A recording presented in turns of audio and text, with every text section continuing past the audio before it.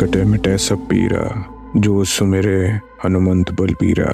हनुमान जी जो कि एक चिरंजीवी हैं और 11वें रुद्र अवतार हैं, उनकी सच्ची घटना पर आधारित ये कहानी का दूसरा भाग है। नमस्ते, आप सुन रहे हैं toss the other side story. पिछले भाग में आपने सुना कि कैसे अखिलेश और उसके ग्रुप ने वो प्रिंसिपल तोड़ा जो उन्होंने कभी नहीं तोड़ने का फैसला किया था और जो माना जाता है कि डाकू कभी नहीं तोड़ते, बच्चों और औरतों को मारना। अखिलेश जब सो रहा था तो रात भर उसको सपने में वही लोग दिखाई दे रहे थे और उसको लग रहा था कि एक बड़ा सा बंदर उसको उस मंदिर के बगल के पेड़ पर से चढ़ के बस शांति से देख रहा है। वो लोग बीच में आग जला के सो रहे थे और अचानक से जब उसने आँख खोला तो उसको एक्चुअल में लगा कि उस पेड़ पे कोई बड़ा सा मानव रूपी बंदर उसे देख रहा है ध्यान से। आँख की रोशनी में उसका चेहरा तो नहीं दिखा रहा था, पर वो नॉर्मल बंदर से काफी बड़ा लग रहा था। वो अपने सिरहाने की तरफ थोड़ा सर करके देखा तो उसको हनुमान जी की मूर्ति दिखाई दी। वो डर के हनुमान चालीसा पढ़ते पढ़ते फिर सो गया। अगले दिन सवेरे वो लोग उठ के प्लान के हिसाब से अलग अलग जगह पे हो गए। अखिलेश भी अलग हो गया। उन लोगों ने सोचा कि अब खिचड़ी के बाद, जो कि यूजुअली 15 जनवरी को होता है, वो लोग फिर यहीं पे मिलेंगे। यूजुअली डाकू अपना चेहरा छुपा के रहते हैं और उनको कोई पहचानता नहीं है, पर इस डकैती के बाद गांव में काफी सुरक्षा बढ़ गई थी और पुलिस भी रास्ते पे रोक रोक के लोगों को पूछ रही थी। अखिलेश को जहां से जाना था वो वहां से जा नहीं पाया क्योंकि चंबल घाटी काफी बड़ी है। वो जंगलों के बीच में से होते हुए मुरैना डिस्ट्रिक्ट पहुंचा। उसने आगे की जर्नी ट्रेन से तय करने की सोची। उसका गाँव बिहार में कहीं था। वो ट्रेन में बैठ गया। उस समय जनरल में काफ़ी भीड़ थी। जब वो ट्रेन में बैठा था तो शाम हो रही थी। उसके पास बैग में काफ़ी कैश था, पर डाकू तो अब अकेला था, अपने गुट के साथ था नहीं, तो उसको रास्ते पर फिर भी डर सता रहा था। यूजुअली जनरल डिब्बे में काफ़ी भीड़ होती है, लोग बैठ के ही सोते रहते हैं।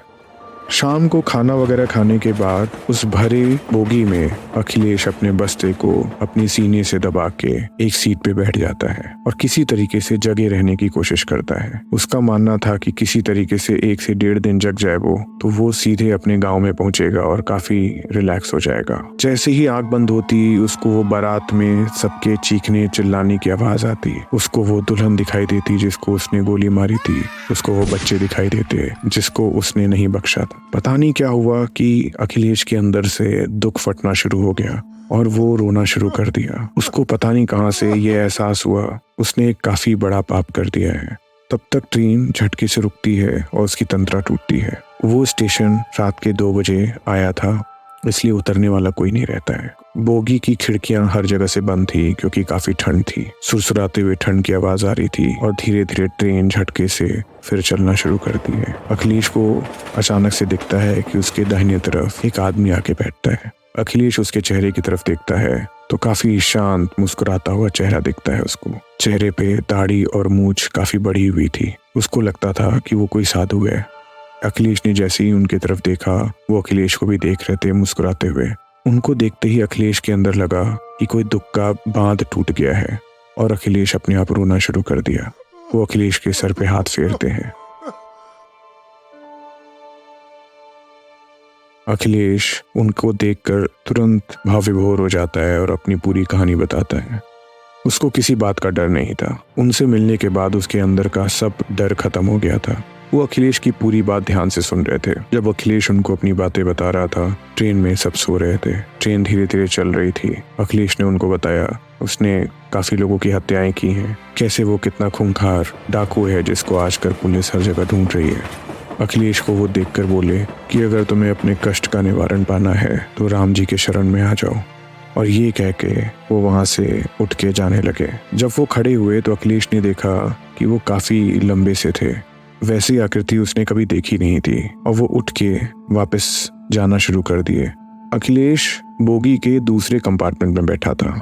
वहां से उसको बाहर जाने वाला गेट दाहिने तरफ दिख रहा था। वो साधु उठे और जाने लगे, पर ट्रेन अभी भी तेज चल रही थी। बोला, वो कहाँ जा रहे हैं बाबा? तो उन्होंने बोला, बेटा मैं यहाँ का कोतवाल हूँ, इसीलिए मैंने तुम्हें बोला कि अपने आप को कोतवाल के हवाले कर दो। अखिलेश को लगा कि उसने पुलिस वाले को सब बात बता दी और वो जब उठ के जाने लगे तो अखिलेश को ऐसा लगा कि वो बाबा जिन्होंने धोती पहनी थी उनके पीछे से एक पूंछ निकल रही है और वो जाके बाएं तरफ मुड़ गए। अखिलेश को लगा कि क्यों ना उनसे जाके माफी मांग ले, इसलिए वो भी अचानक से उठा और आगे बढ़ के बाएं तरफ देखा तो कोई नहीं खड़ा था।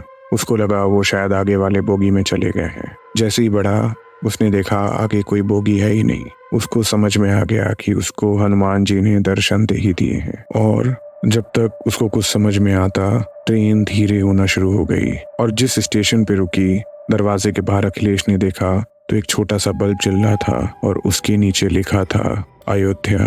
बोला जाता है अयोध्या में हनुमानगढ़ी, जो कि ऊंचाई पे स्थित है, वहाँ पे हनुमान जी रहते हैं। वो वहाँ के कोतवाल हैं और उनका काम है अयोध्या में सबकी रक्षा करना। अखिलेश वहाँ पहुँच गया था अयोध्या में। ये कहानी हमें एक पत्रकार ने भेजी है। उन्होंने बताया था कि वो कुछ दिन पहले अखिलेश से मिले, जिसका नाम हमने बदल दिया है, और अखिलेश ने वहां अयोध्या पुलिस स्टेशन में जाके आत्मसमर्पण कर दिया था और उसको आजीवन कारावास मिला। उसके बाद अखिलेश ने चंबल के आसपास काफी डाकुओं के सरगनाओं को पकड़वाने में पुलिस की मदद की।